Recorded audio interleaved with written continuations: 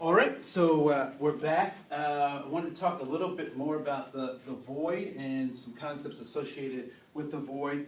So one of the things that, so when I was a young man and I worked in St. Louis, Missouri, and had a mentor by the name of Leon Sharp. You should go to his website. Great man, great man. And I was at a position in my life that I wanted to challenge everything, right? And so one of the things, so there was a situation where we were working with a group, and at that particular time I wasn't particularly religious, and really fought against religion as a way of thinking and moving, and since that time I have been delivered from that. But Leon said something that was very interesting to me, because we were working with this community group, and they were doing all these, they had all these religious practices that they were trying to infuse in the program and in the process we were engaged in. And I said, Leon, we should tell them the truth. Let's tell them the truth, because all this stuff that they're talking about is not helpful. It's not blah, blah, blah. He said, you know what? I said, you know what, Leon? I'm going to tell them. I'm going to tell them the truth. And Leon said, whoa, young man. He said, stop. He said, because you're about to break a cosmic law. And I was like, a cosmic law? I said, what are you talking about? He said, Andre, I want you to remember this for the rest of your life. You cannot take something away from someone unless you have something to replace it with.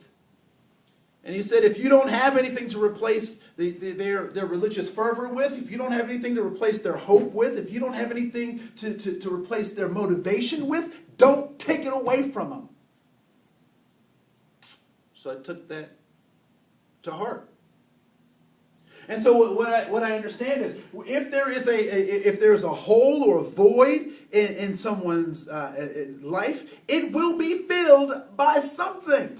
Just imagine a pothole, right? So I'm sure you've lived in a place where there have been potholes, and when a pothole kind of opens itself up, what could you find in a pothole? You might find trash, debris, cans,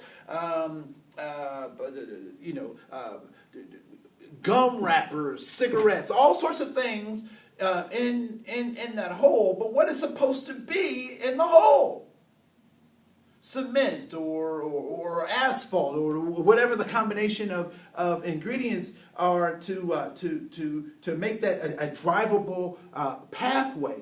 And so what we understand in the universe is, if there is a hole, it will be filled by something. Either things by your design, or things that just kind of fall into it. I don't know, so my uncle quit smoking. And you never found my uncle without a toothpick. And I always marveled at the numbers of toothpicks he would have, or the consistency that he had with those toothpicks, until I understood that he used those toothpicks to substitute the cigarettes that he used to carry on him. And so we have to understand, if there's a hole or a void, that it will be filled by something. And so when we talk about this void in terms of humanity, the part of us, the missing piece, if you will, of what we think is our humanity,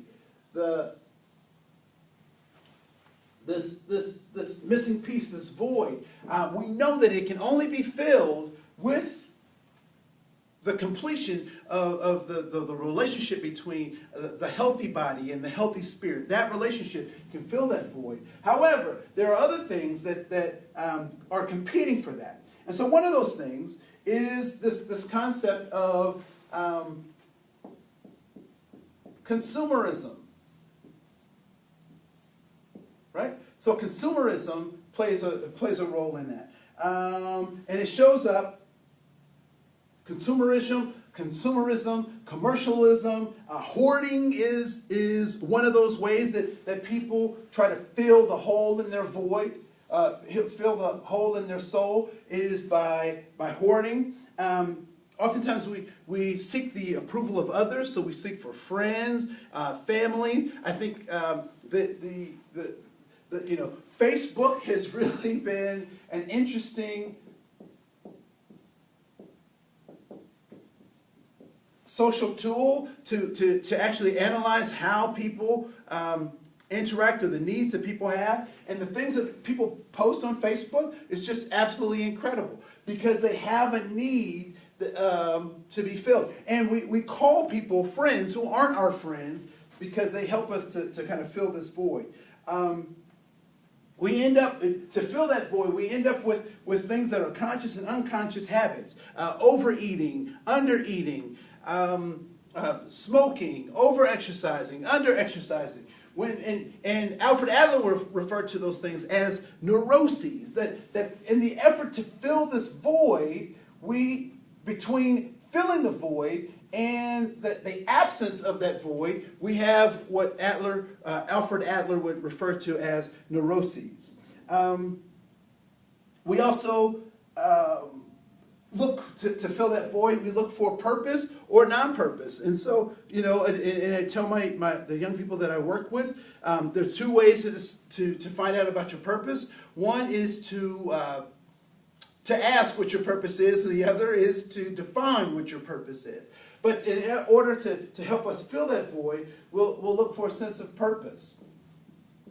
Why do young, intelligent young men join gangs that may not necessarily have their best interests at heart? It's because they're looking for a sense of purpose. And if I can sell you on a sense of purpose, you certainly will join and do most things that I ask you to do. And then we have this concept of compensation. So we try to compensate, and sometimes we overcompensate for our inabilities to do certain things, or our inadequacies. And so we internalize those misconceptions, and sometimes we externalize those misconceptions, and that's typically when we are overcompensating for our frailty. So there's that. So I want to talk a little bit about this, and that compensation leads back to this concept of inferiority. So if I can't be God, going back to the God complex, I will settle for being your God, which means that I am recognizing my inferiority as a human being. Now, do we like being inferior? No, because we want to be in control of our lives, of our destinies, of the things around us. If we can control the weather, we would control the weather, right? Because we want to be in control. And so, however, no matter how much we want to be in control, our inferiority consistently comes up to remind us that we're not God and we can't be God. And so, this inferiority shows up in two ways. There is self-disclosure of our inferiority. And so that's when I say, I recognize that I am inferior in some ways. One of the things that I thought was very interesting, our pastor was talking about people who come up for prayer. They have an ailment or something's not functioning in their body correctly, so they come up for prayer and they want some relief from that. Well, he told the congregation just last week, he said, God is not going to heal you from getting old. So some of this self-disclosure around this inferiority, we have to recognize that our inferiority, some of that stuff is just going to happen. Right? And that it's not, the universe isn't being personal in its revealing of your inferiority. And so self-disclosure says, you know what, I'll work on it, and I may do it on my terms, but I do recognize that I'm inferior.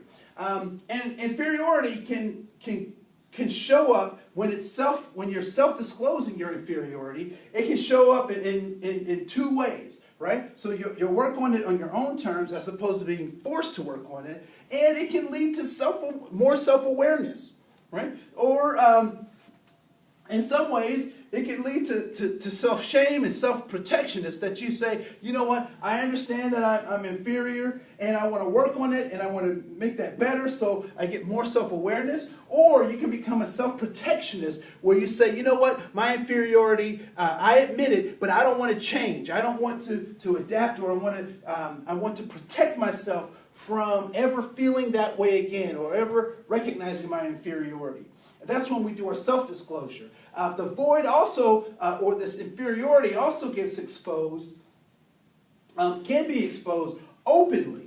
And when it's exposed openly, we are then forced to, so there's an old adage that what's done in the dark will come to the light. And so this open exposure, this inferiority, when it's openly exposed, is when everybody knows and everybody sees what your dysfunction is because you weren't willing to self-disclose, right? And so this is typically where people will use the term, I've hit rock bottom, or the bottom has fallen out. I've gone as far down as I can go to suppress my inferiority, but now I'm so low that everybody knows about my inferiority. And so now, instead of self-disclosing and working on it on our own terms, we now have to work on it publicly.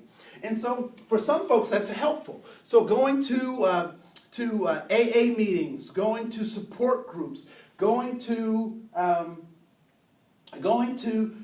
groups where you have to surround yourself publicly with people who can help you deal with your inferiority. It is work. It works for folks, right? So this open exposure does not necessarily have to be a negative thing, but it is something that we have to recognize in terms of dealing with inferiority. And so there's a spectrum of responses. When people are forced into this open exposure of their inferiority, and it is public, there's a spectrum of behavior from defensiveness to being aggressive that people use as responses to this inferiority. And so one of the things that we try to do with this inferiority is that we typically overcompensate for our inferiority. And I would suggest to you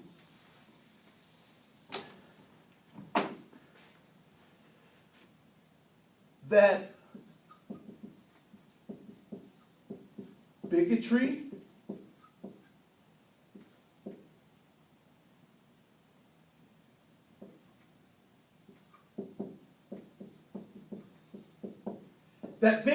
and prejudice are overcompensations for inferiority complexes, right? That the baseline of bigotry is an inferiority complex. That the baseline for prejudice is an inferiority complex. And so I would rather oppress, suppress other folks so that I feel better about myself and don't get it exposed because I don't feel good about who I am. And so when we talk about these particular things, words that come into mind for me are words like sexism, racism, ableism, not believing that people with disabilities should have the right or are as capable as anyone else, heterosexism,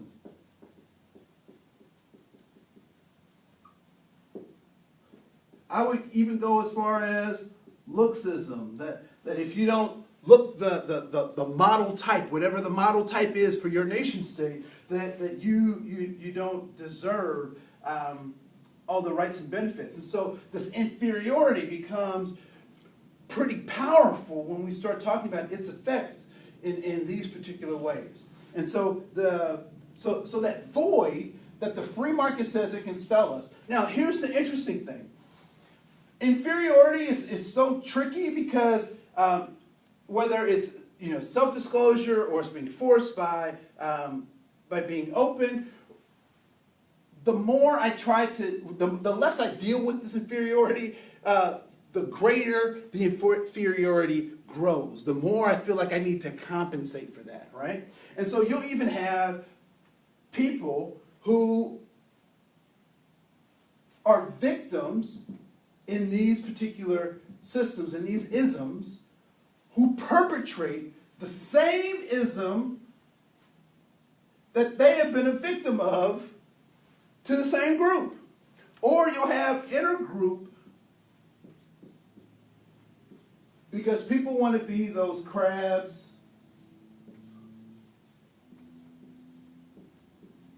in a bucket that never get out, right?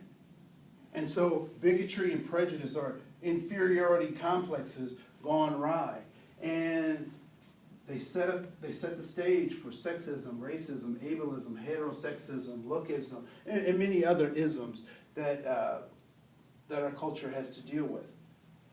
And so we'll stop right there. We'll come back. I want to talk a little bit more about cultural competence. I want to get into what Alfred Adler says about the unified individual, and then we'll get back into some more pieces of the book. All right, so here we go.